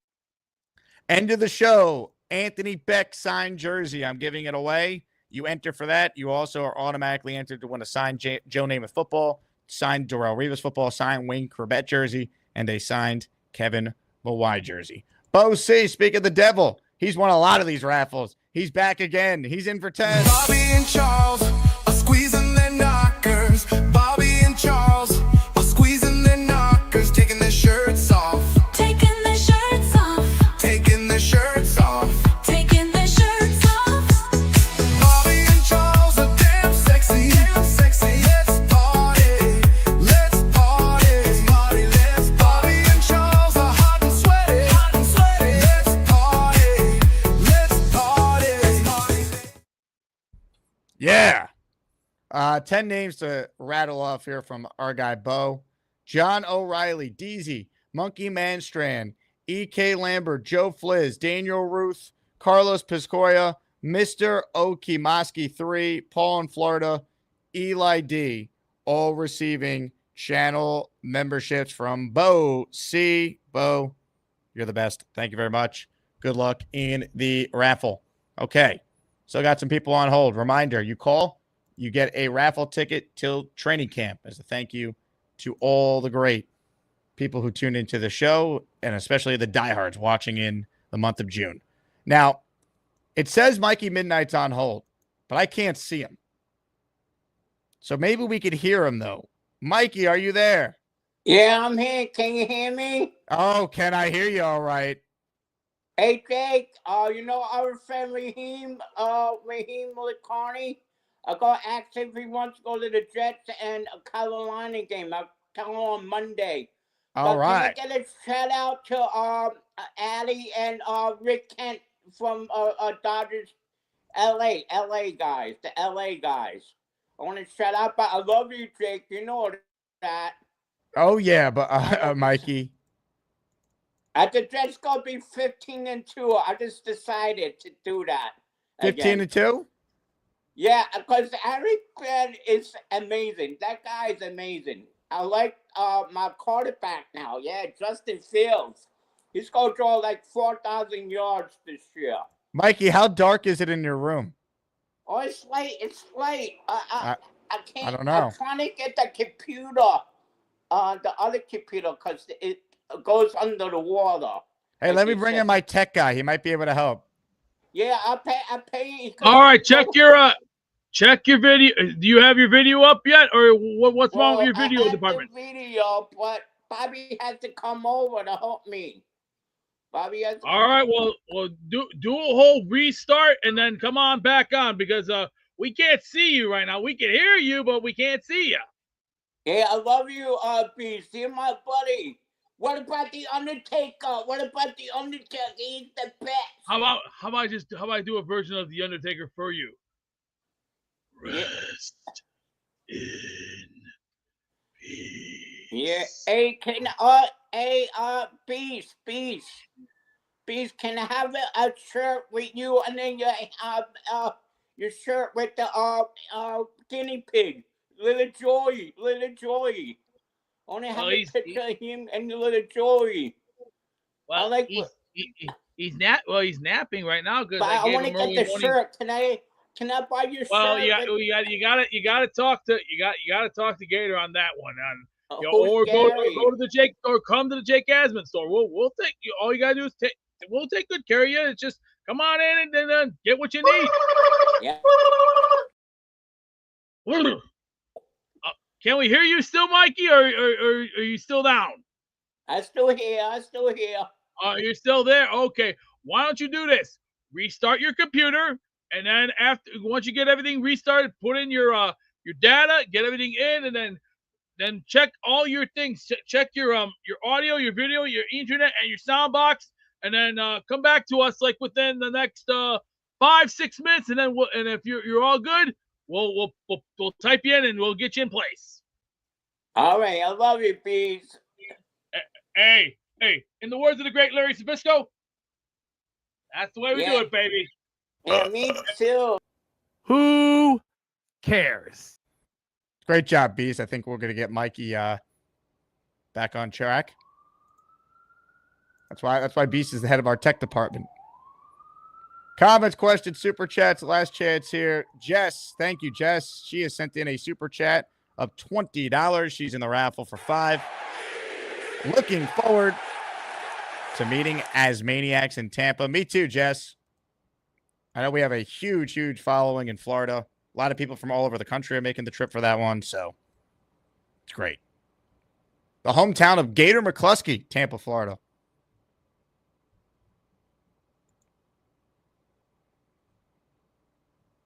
I'm looking forward to it. Comments, questions, super chats. They cut the line. For those of you just tuning in, Anthony Beck signed jersey giveaway at the end of the show. Open phone lines. If you call in, you do get a raffle ticket. Right now, there is no one on hold. Mikey is on hold, but we're working on his tech, so we'll get that straightened out. So if you want to call in, now is certainly a good time. What I want to do right now is take a short break, and then on the other side, rapid fire through some of the remaining calls. So keep it right here.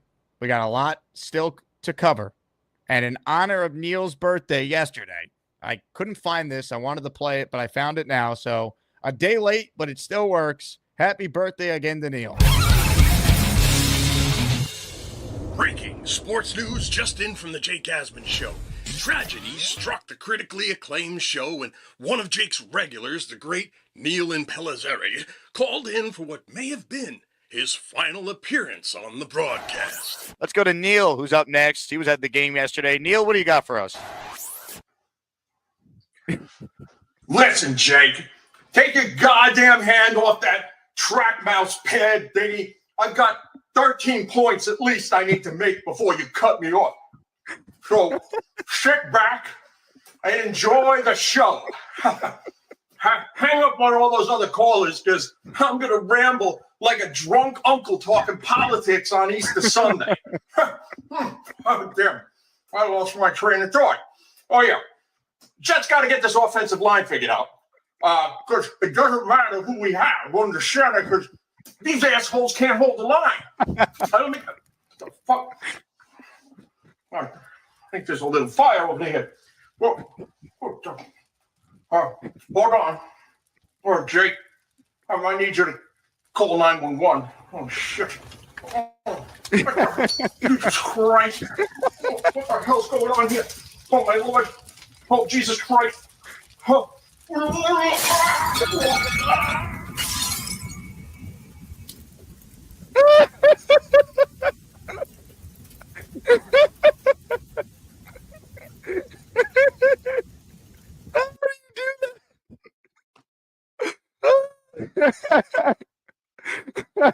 Oh my God.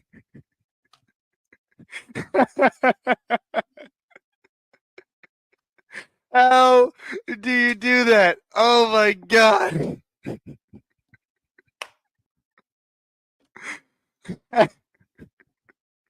Oh my God. That was amazing. Oh my God. I think I cracked a rib from laughing at that. Oh my God, Gator, you're an animal. Oh my God, Neil's on hold. Neil.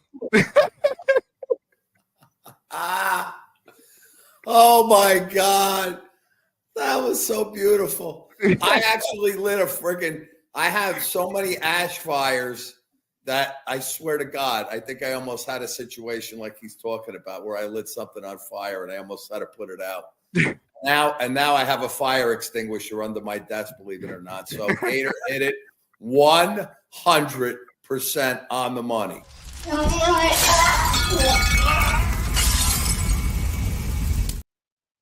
My all-time favorite Gator impersonation. Oh God, that's the first time, man. Never gets old. Eli, super chat in the raffle for 2. Get Mikey a little Joey shirt ASAP. That could be arranged. Mikey wants a little Joey shirt. We can make that happen, baby. Hey, Mikey, you want a little Joey shirt? You want a little Joey shirt? Yeah, I love him. He's a cute little animal. He's my own boy. Wayne, huh? Yeah, Jake, I love you so much. I love you too, Mikey. We go carry echo? the trophy. We go carry the trophy together. Echo. Super Bowl. Yeah, I love you, buddy. I love What's you too, your- Echo. What's that mean? What's that mean? Whoa, Mikey, whoa. You got an echo in the background. You gotta mute that. I'm trying, but I had to get the. You gotta mute that. I don't know how to do that. Bobby has to come over then. Do you know how? Do you have the YouTube I guess up and Bobby the has to StreamYard? come over. Wait. I tell Bobby to come over. Hold on a second. Do you have? I both tell Bobby YouTube to come and StreamYard? over. I was saying, do you I have love the you. YouTube and the Love YouTube and the you. StreamYard up? I'm trying. Don't touch Here. nothing. Wait a minute. Okay, we hear you a lot better. Whoa! Wait, what happened? Now, can you hear me? Yeah, we got you. You're good. You're clear. You're good. How you doing there, Mikey? I can't. You look Trying. good. No, you're doing Sorry, good. buddy. Don't touch nothing. I love you, buddy. I don't know that. Don't touch a thing. Oh, no, I figured I'll get Bobby over here this week. Got tomorrow I off. know. I was saying, how are you doing this morning? Let me see something. Don't touch anything. You're good. Hello? Mikey, don't touch a thing. Don't touch a thing. Don't touch a thing. Don't touch anything. Don't touch a thing. Don't touch a thing. Jake, we got freeze. We're gonna have to you're gonna have to do a restart. Jake, can you hear me? We're gonna have to do a restart, or we're just gonna have to do something because Mikey froze. Mikey, can you hear me? Mikey, can you hear me? Oh, Jesus. Well, it looks like I got no choice than to go on then. And no, Nate, I am not Jabba, little fella. I'm a tech supportist. Please be a little appropriate, dum-dum. Oh, poor Mikey. Poor We lost him, Beast. That's it. He froze. Okay. Look, it's okay. Look, we'll try and let's give him some time. At least give him another 3-4 more minutes. Then we'll see what we can do from there. Sounds good. You got it. All right, we'll work on that. Obviously, we're hoping to get Mikey with us. Super important that we figure out why we're having some tech issues with him. I mean, first we couldn't see him, and then when we could see him, there was an echo on his audio there. So that was a tough one. JD writes in, could you imagine Beast in Central Command during Apollo 13? Man, that was great tech support. Pat McAfee's tank top says we got the blind leading the blind here. Big fella said check your mail, by the way, today, Beast. Mike writes in, what's up, Mike? Circus City tech support Beast and Mikey on one call. God, I love this show. I do as well, Mike, and I'm glad you do. Thank you very much.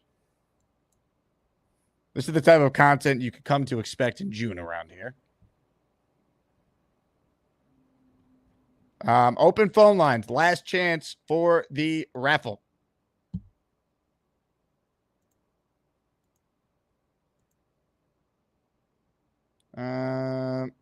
Yo Home says Mikey is drunk. That's the tech issue. Maybe.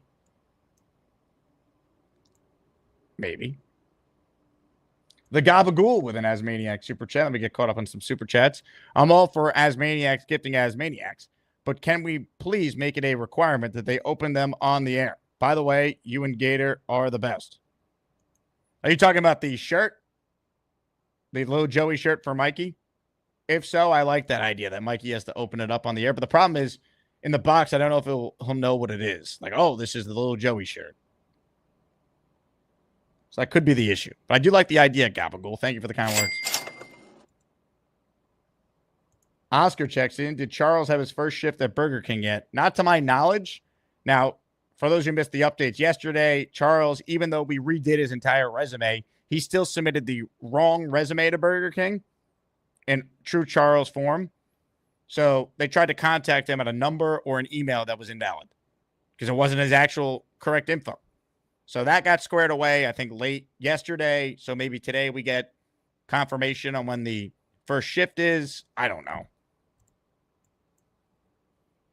But that's all I could tell you on Gorman. Who knows? Guy's a loose cannon. Ladies and gentlemen, John says extra tickets. John, congratulations. 5 more tickets for you, baby. Just a heads up, because I've gotten this question before. If you can gift memberships, do that, because then everyone benefits. But obviously, if you're on the phone and it won't let you, Super Chats is a way you can get into the raffle. But the more memberships we get, the more people get a free Super Chat every month, which is awesome. The more people get channel badges, emoji access, bonus shows, early release shows. So just keep that in mind. Tom Hayes, of course, Charles messed up the resume. Of course, we spent all this time live on the air redoing his resume, sending him an updated one, just for him to submit the old one.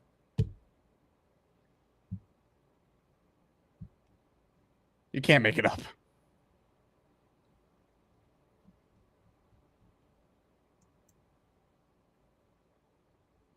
Bino doesn't think it was a mistake. He thinks it was a calculated employment dodging. Maybe. Speaking of Bino, I missed this earlier. Thank you, Bino. Jacob, absolutely no one is sitting at a baseball game in July or August in Tampa. The Rays will be lucky to draw flies.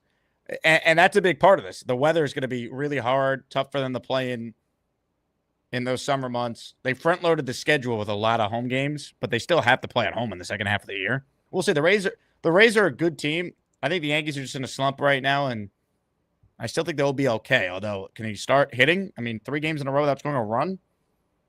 You kidding me?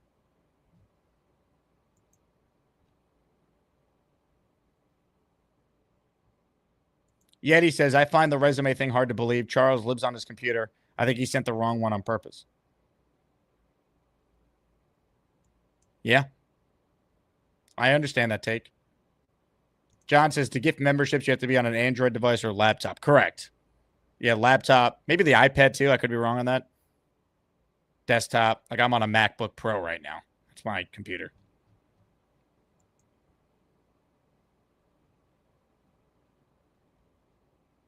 Oscar, Dave Briga's not going to be pleased. Yeah. Nate says that Charles doesn't care if he gets a job or not. And there's probably some validity to that. Charles just likes to show up on YouTube shows, fart a little bit, and then call it a day.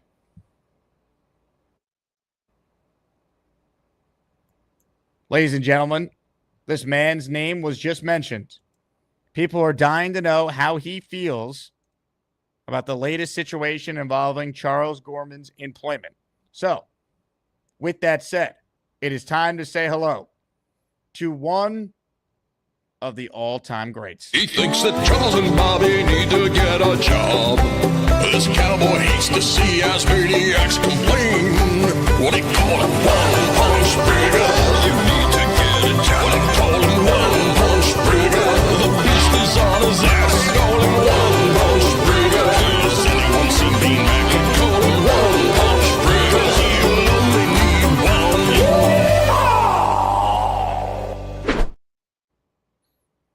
Hey, good morning, Jake. How are you today? Dave, how we doing? I can't wait to get to Florida to see some sun. I can't take it any longer. This is unbelievable. 7 days in a row without sun. It's crazy, man. I don't know how it is in New York, but here in PA, it's pretty bad. It's been raining a lot here too. It's been frustrating. It's supposed to be nice, I think, next week, or really hot next week, but we'll see. It's like we're living in the clouds and it's not heaven, you know? It's like Seattle. But anyway, I can't believe that this all happened to Charles. The wrong email, the wrong information. I just hope it gets straightened out for his sake, you know? And it's just discouraging. Must be discouraging for him too. I don't know. It just seems like it's snowballing. You know, whatever he does seems to snowball incorrectly, doesn't it? That's why while I don't believe it to be true, I understand why there's some Asmaniacs out there skeptical that he even wants a job. But I think he truly does want a job. He just is struggling to go about how to get the job. Yeah. It's hopefully everything works out today and he's gets a good start. That's all he needs, I think, is a good start. He's the poor kid. He's got something right's got to start happening for him. It's just pretty. We'll just hope for the best for him. He's on our prayer list.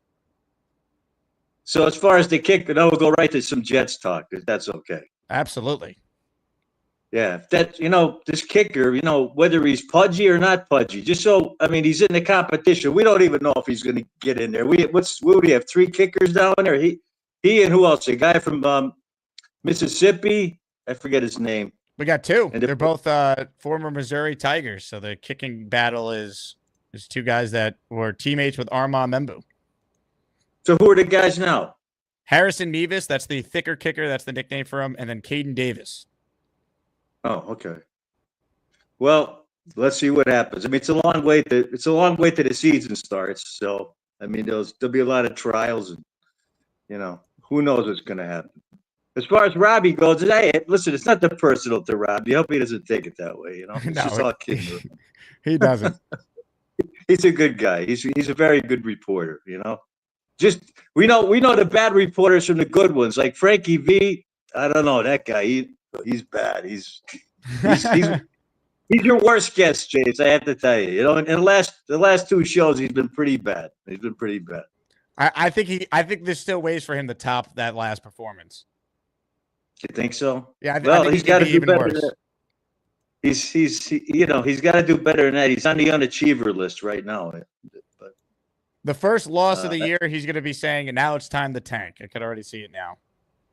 Oh no, we don't want to hear tanking. I hate tanking. I hate the even thought of tanking. It's just it doesn't. We know it never works. So why even even if we wanted to tank, it never works. It doesn't work. It just the New York Jets are not a tanking a team that tanking would ever work out for. So, and it's a terrible way to play football or any sport. And I want to give the props to the Florida Panthers. It's a great team. Great team for Florida Panthers. They are. They're a dynasty with another cup win next year. 3 years in a row they're there, 2 straight wins. Crazy.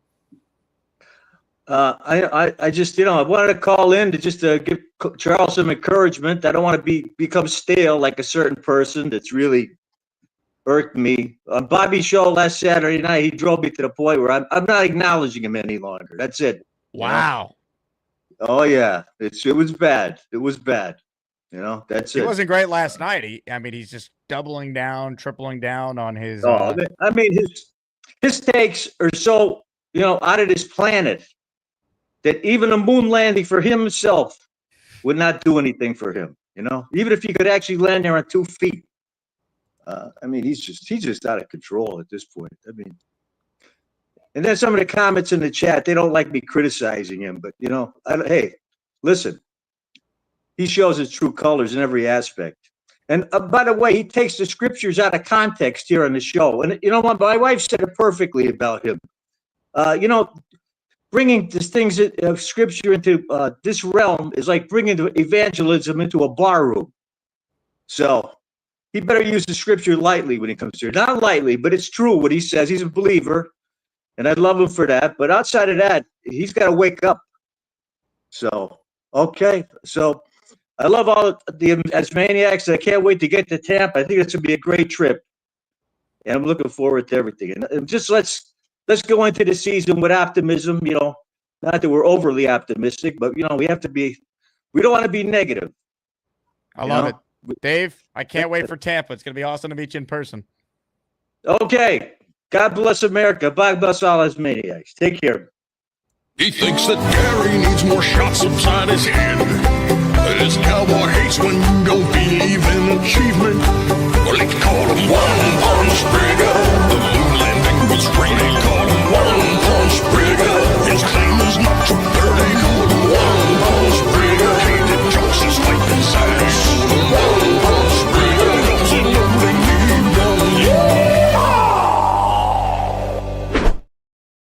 one? Not a fan of the 19th Amendment.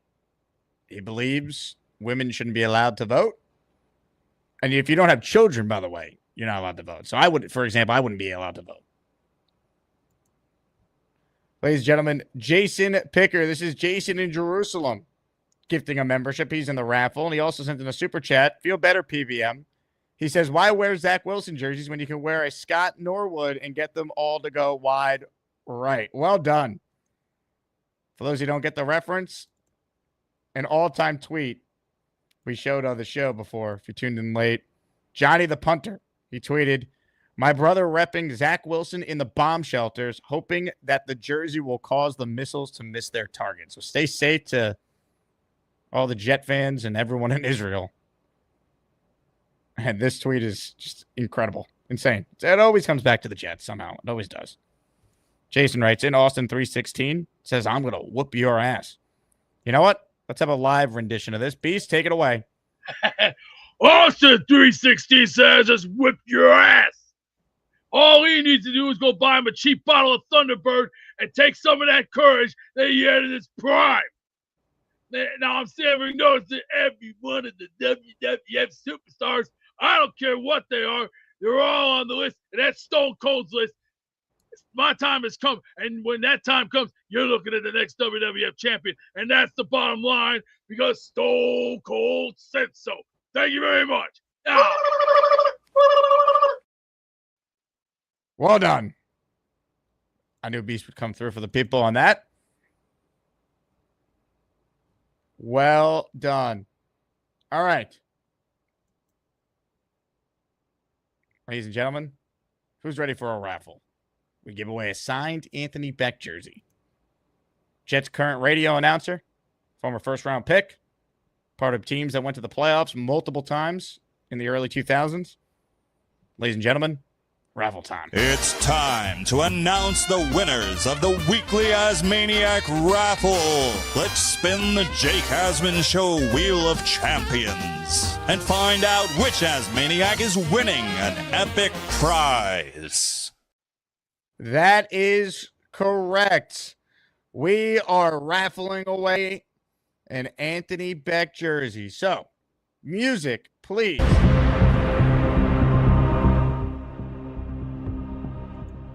Oh, yeah. You know what? I got to add one more name to this raffle. Dave Brigger called in. And until Jets training camp starts, Asmaniac Appreciation Month. You call into the show, and you're earning yourself one raffle ticket.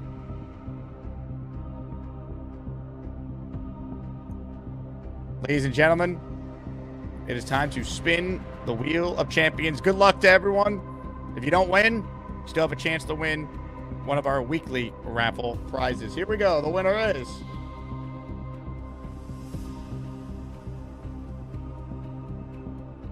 listener Kyle Clifton. Is he inside or outside? Ladies and gentlemen, Kyle Clifton, your raffle winner.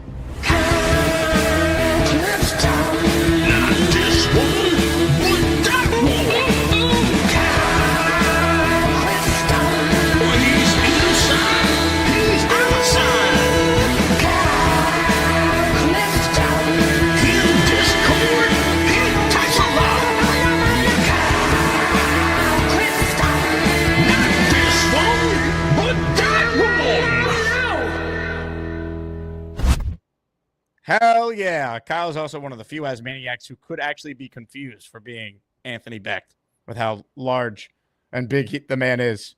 Well deserved for Kyle Clifton. Congrats to him. Thanks to everyone who entered. We'll do more of these over the next few weeks. We've done a lot of daily raffles, but they're fun. And with time's a little slow right now, it's my way of saying thank you to everyone who tunes in year-round and especially during these slower times. On that note, we are back this afternoon. Dylan Terriman is feeling up for it. He's going to join us at 4:30 Eastern time. Dylan was in a serious car accident a few weeks back, which is why he hasn't been on the show, but he's feeling good.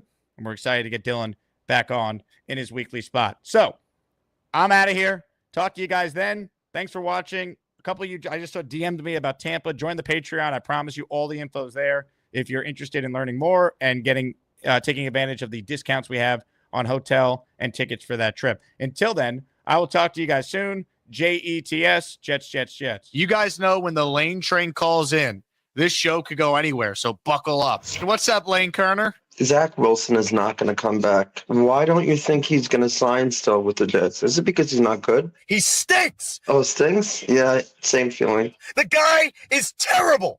I said announce the draft picks. Lane, I want you to announce a Jets pick. That would make my Yeah, life. I mean, who am I going to pick, though, for the draft?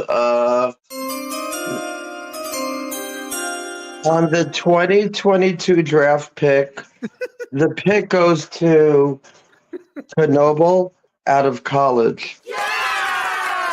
Then they tell you who the players are from, and their families get excited. You sign him, he should be good going into week 1. Yeah, I know a lot of the football.